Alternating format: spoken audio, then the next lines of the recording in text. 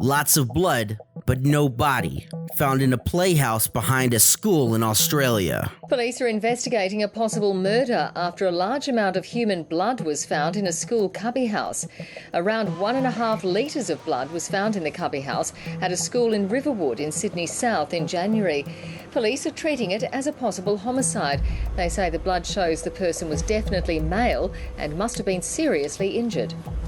The injury would have been such that the person would not have been able to have walked out of that situation and would have required significant medical treatment. The day started on January 31st, 2012, as any day normally would at Riverwood Primary School in Sydney, Australia. That was until a teacher stumbled on what looked to be a crime scene in one of the cubby playhouses in the back of the school. We're not talking about a punch to the nose. We're talking about a substantial injury. This was not a cut hand or that sort of thing. It was far more serious than that, Superintendent Blackmore said. While police conceded that the blood finding had them baffled, what they do know is that the assault or accident occurred sometime after January 13th and before January 29th. About 1.5 liters of blood was found inside the playhouse. The typical adult has about 6 liters of blood inside of them, and a child weighing about 50 pounds has about 1.7 liters. Was a child murdered in the playhouse? Was a wounded adult trying to escape their perpetrator? Then they were found and disposed of? These were questions being asked by local police and the school. We are now treating this as a possible homicide and seeking public assistance to identify who the victim was, Superintendent Stephen Blackmore said. And whoever basically owns that blood would have suffered a significant injury which would have led to death if it wasn't medically treated, he went on to say. The only clues that the police had to go on was that the DNA belonged to a male and that the incident occurred sometime after January 13th, as the cubby house was sprayed for pests on January 12th, and of course there was no blood at that time. The playhouse was taken apart piece